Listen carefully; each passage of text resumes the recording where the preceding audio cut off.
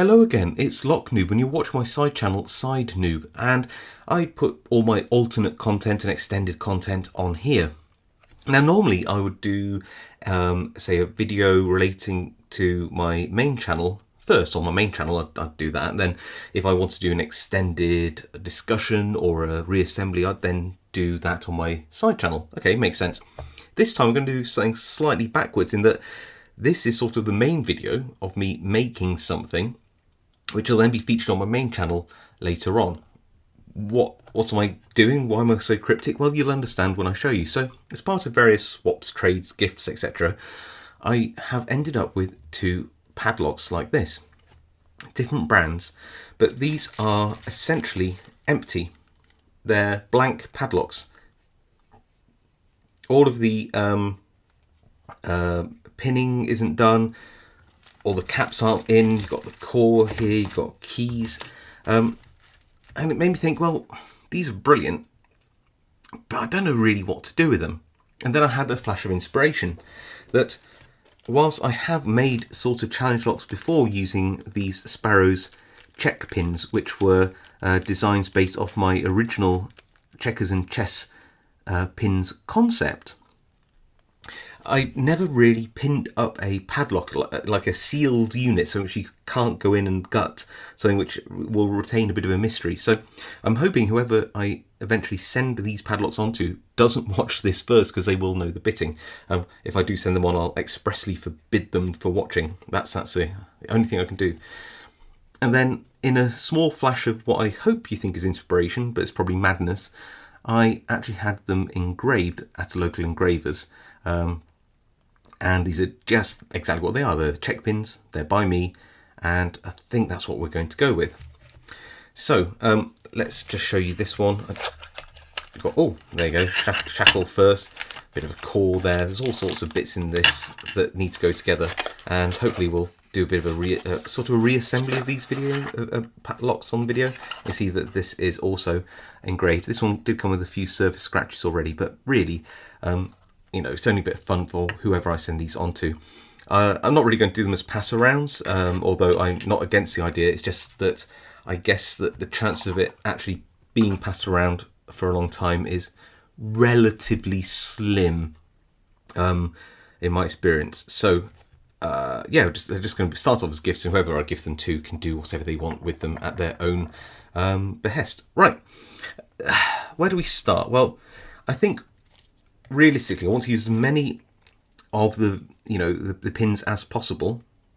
I think there are 5 different ones in the locks where I have the opportunity to, with a 6-pin lock. This one's 6-pin, this one's 5-pin.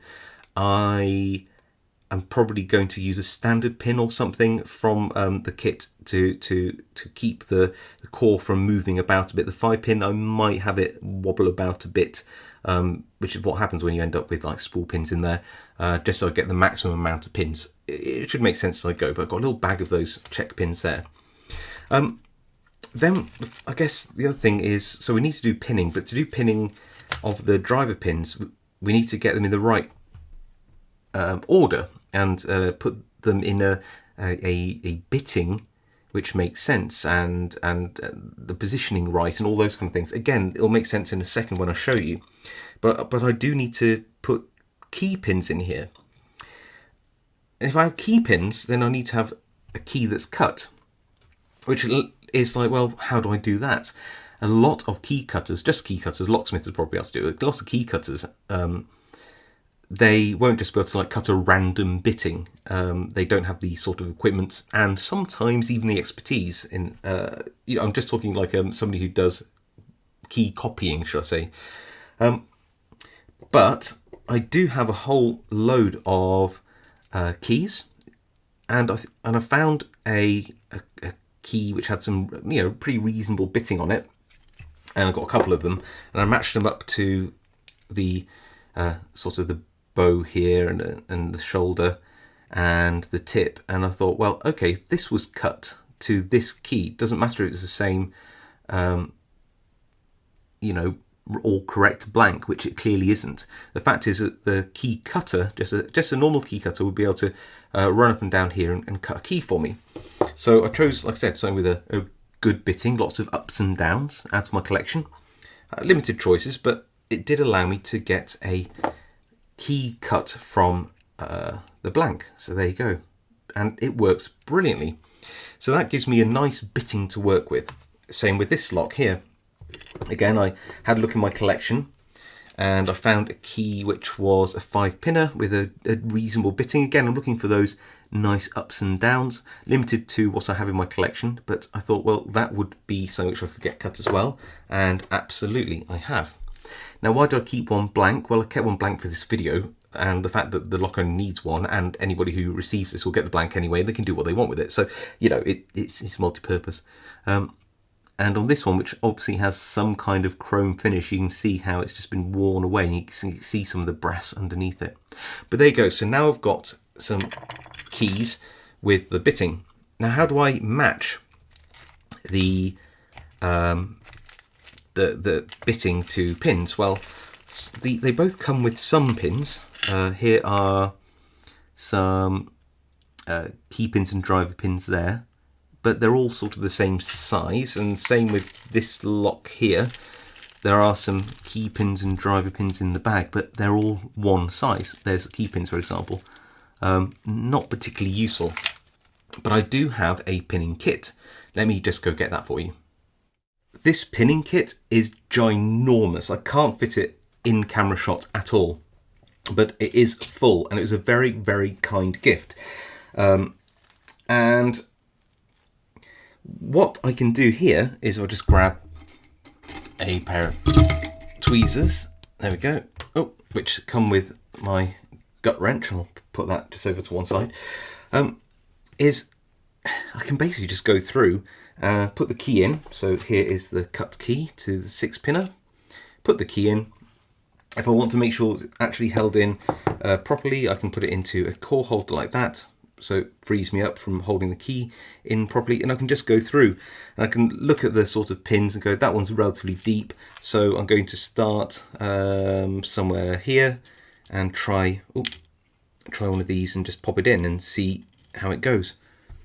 Pop it in, and well, that's clearly too short, so I'll just move up one, tip it back in, move up a size, and just keep going until I get it right. And yes, there's a lot of dropping these pins into the wrong places. And once again, you can see that that isn't just right. So you move up and you sort of tweak and tweak and tweak. Generally speaking, you've only got 20 pins or so to work with, and it isn't actually hard to sort of dial it in. As it happens, the right pin for this is this one. So I'll put that in, and you can see when I turn it on the camera like that, it's the perfect bitting. Perfect pin for that bitting.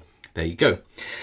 And what you do is you go through until you find them all, and I have found all of them for both locks. And if I pop these in like that, you'll see, so just pop these in, they were already found.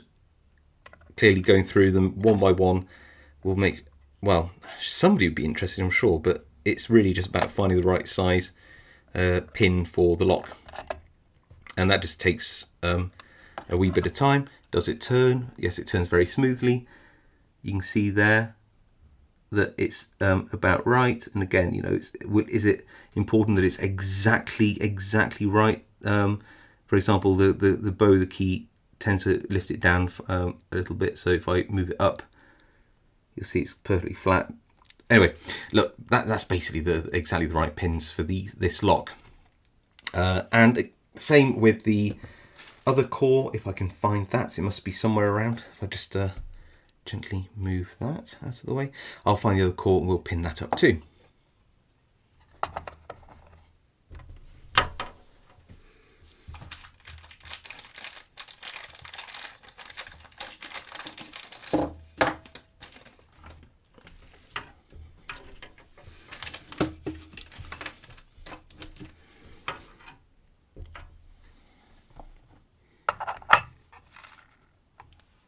So here we are.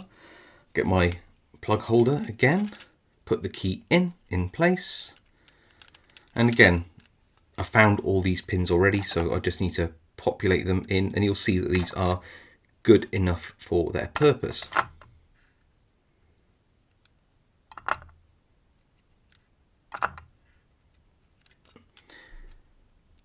There we go. Turn smoothly. Very, very nice. And I do like the colours on them as well. Pretty smart, huh? Now, of course, we need to take the keys out, throw in a bunch of these pins, and then look at what is an effective bitting. So there are only 5 pins for this. There's the pawn, I think the bishop, probably get these wrong, the rook and the queen, and stack of checkers. So really want to use all of these in this one here. Now, if you look at the depths of the holes, some of these aren't that deep, but you want to make this as effective as possible.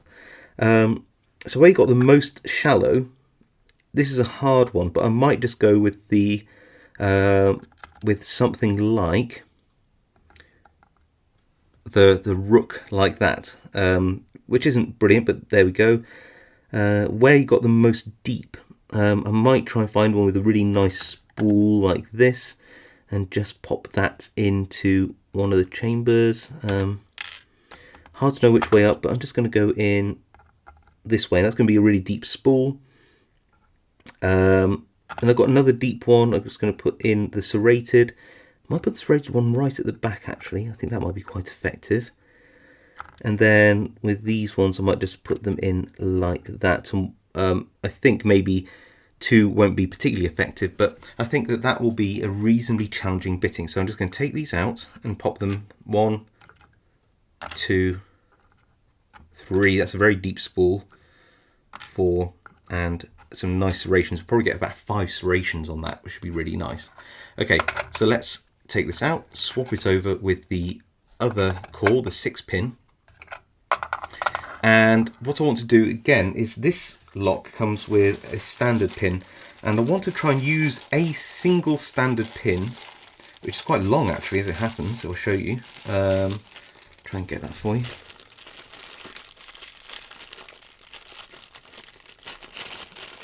It's in the bag. I can't seem to get hold of it. Here we go. Come out. So there you go. Use it from the actual lock itself. So I want to use a standard pin, and I'm going to put that in the most shallow position, which is position 3. In fact, what I'm going to do is just move it to that position there, because it's just going to fall out. It's a very long pin. And again, I'm going to just get out one of each pin, because that's what I intended to do. There we go. Queen and bishop, I think, is the ones that I need. Yeah, there we go.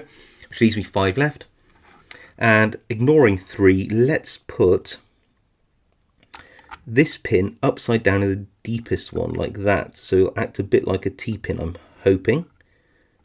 Then the next one, I really want some deep serrations. Again, I might put that pin in position 6. It's a hard one to get to, so let's drop that down in there. Then the other ones, I'm just going to put, that's a nice spool on that, so it's going in the deep one. Then the other ones will just be like this. Again, just trying to be as effective as I can, considering the bitting that I had. I'll try to move that up for you so you can have a little look, see what I mean. So I'm trying to get as much of the effective part of the driver pin in there as possible, bearing in mind that pin 3 is going to be that standard pin. So again, we're going to take these out. And the idea is we've got to make sure we put them in the way that we intended as well. So hopefully there we have 2 cores all pinned up, and the driver pins in what I think is probably the most effective position for the keys that we got there. So let's start with the 6 pinner here.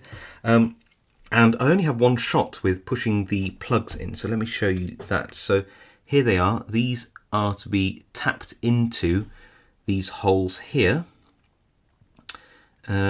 using well, I've got a sort of like a punch set. Of course, these are nice and soft and rounded, so I'm probably going to use this one and a small hammer, just a small one, to tap these down. But once they're in, they're in. That's no going back. The only thing which is semi-removable at the moment is this pin here, which screws in and it holds the core retaining pin in its place. And then once it's in, then you would file that off flat. And again, once that's done, it's game over, really. Which is fun. Best way to do this? Well, do you know what? I don't really know. We're all close up. If you look down inside there, let's move a light in for you. You can see that we have the actuator at the back. It's sort of closed off. Hopefully that means that if I put this core in like this, just up with the pins up, I should be able to, without too much of a bother, get this in like that. Okay, that means I should be able to then get the core retaining pin and slide that down on the inside and put this little bit of, well, I guess it's a brass screw in and screw it down. And I will tighten it with some pliers in a second, but not until we've populated these pin chambers. So how am I going to do that? Carefully is the answer. Now bear in mind that these pins here are facing down in the way that I want them to be in the core. So they would drop in like this from the top.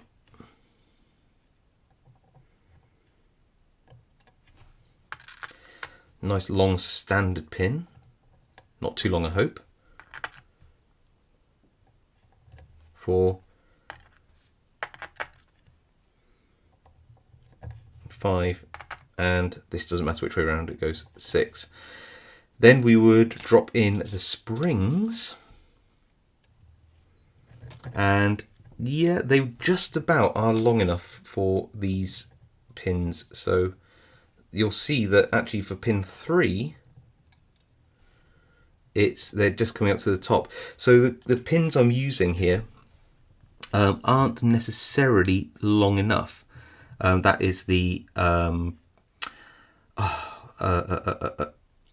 driver pins. So I do have an answer to that, which is to just add some small wafers to the tops of the springs, so that they are at height. I could also add a small wafer to the top of the pins, but I think in some ways it might be easier to just put a small wafer at the top here. And what do I mean by wafers? Well, let me go get some. I mean these. These are actually master wafers, which come as part of that pinning kit. They're escaping. If I put these on top like that, they'll make sure that the springs are under adequate pressure or tension, should I say. It's got to be, you know, you've got to be able to actually have the springs tight and not loose with that lock. So putting them at the top will allow me to do that. And if they're too deep, then I can either double up, or I can just get a deeper wafer. So, you know, I'll just fiddle about with that until I've got it how I want it. You see how some of these are flush and some of them aren't, so I'll just tip out the ones that I don't want. And I'll find deeper wafers for the pin chambers that need them. So as you can see, I have a number of wafers which are just long enough to, you know, hold in at the top and need compressing by these little pins here. So I guess what we need to do now is I'll take these out at the top so they don't jump out, and I'll try to tap these in using my tool. Might do that slightly off camera, as I don't have a setup anywhere near here with a camera that'll work. But essentially what I'm going to do is pop these on to the top like that. These little end caps, once these go on, they're on forever. and then I'm going to push it down using like that, hold it, and then tap them down. That's the theory anyway. I imagine that it's all going to go wrong and there's going to be lots of swearing. I've also got my family in bed downstairs, so I've got to be a little bit quiet how I do this. So I'm just going to pull out these wafers in order and start with number 3 and go from there. I'll let you know how I get on. So here we are. Is it the neatest job? Not really, but I don't have a sort of a hydraulic press or anything like that. I don't have a way to sort of brush this off, and do you know what? It keeps it honest. I have tapped these down a little bit below the top as well. Why? Because I want to make sure they do not come out, these end plugs. Lock works fine, needs a bit of grease. I've got some spray lube, which I'll put in there in a second. But in the meantime, I need to tighten this screw up really tight and then file it off. And I've got some files to do exactly that.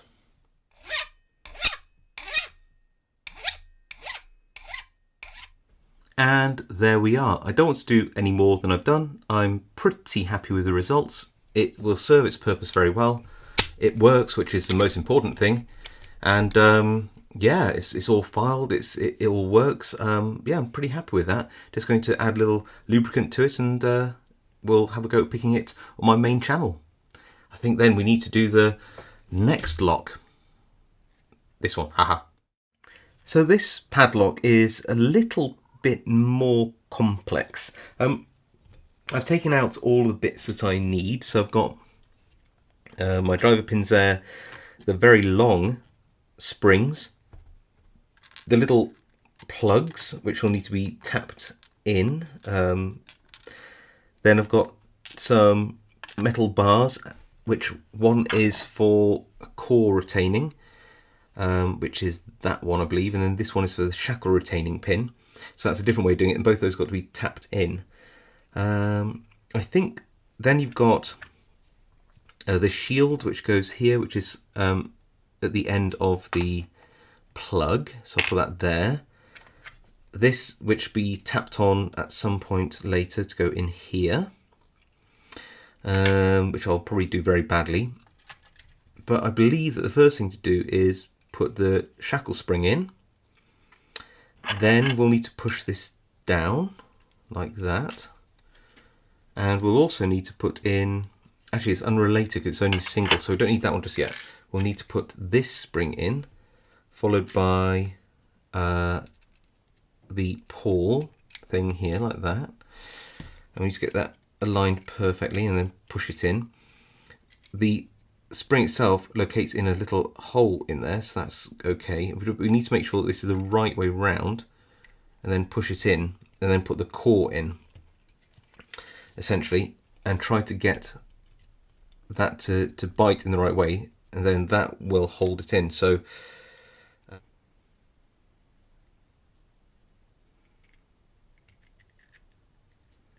just get it centered, move that up. Right, now turn this like that and push in until it's all the way and the right orientation. Then just gently, hopefully, that core will snap into place and hold in just well enough. Right, good stuff. Now all the key pins are in there, so I don't want to lose those.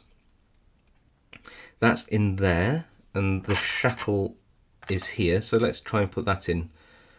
I can put that in any time, so I'll put that in last. I think what I might try and do is, if I leave this all alone as it stands and just make sure that this can retract, it can, that'll hold itself in. What I might try and do is populate the key chambers, pin chambers, as we had desired.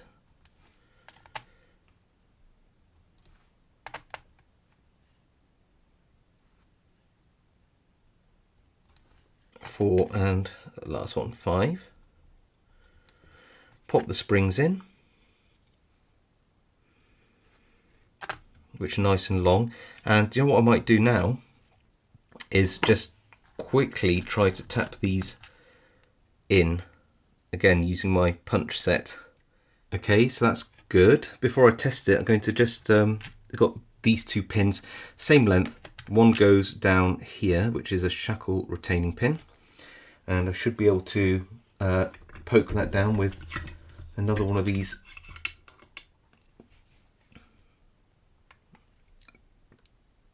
punches, like that.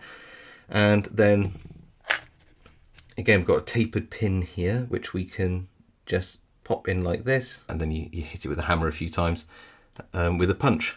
So I'll be back in a second for that. Like that. And that means we can now test it with the key, and I hope it all works. Yeah, the core turns perfectly right. So now we have the, so I can actually plug that up. I'll do that last. Then pop this in like this, clip it in like that, drop that pin in like this, and again, pokey stick always helps. There we go, like that. And now just test it. Where's the key again? Pop that in, open up like that. Perfect. So take the key out, pop this little brass plug in. This is so much easier than the last padlock, by the way. Everything about it is just nicer. These little tapers on the ends of the pins, if I can get that to focus for you, just make it so much easier to locate into the hole it needs to do, and give it a few whacks with a hammer. It just makes it so much easier. And here we are. So this one actually works better than the other one as well. It's a lot smoother to operate. It's little 5 pins. Everything about this is just a bit neater. This one, it's a little stiffer, but again, it works really well. I think something happening up in the actuator actually, because the key moves in and out really nicely. The pins don't feel like they're forcing onto the key at all. It's actually the turning. So tensioning this might be a bit more difficult. Yeah, I think I've done quite well. So there we go. That's my 2 check pin padlocks, all ready to go and try to be picked on my main channel. And then I guess I'll gift these out to a couple of lock picking friends. I haven't decided who yet, but I'm sure it'll be nice. All right. See you over on my main channel. If you like this video, then please leave a like and a comment below. All really helps. Please also consider subscribing. If you haven't checked out my main channel, please go check out that too, where we'll be picking these in a later video. And I'll see you all next time.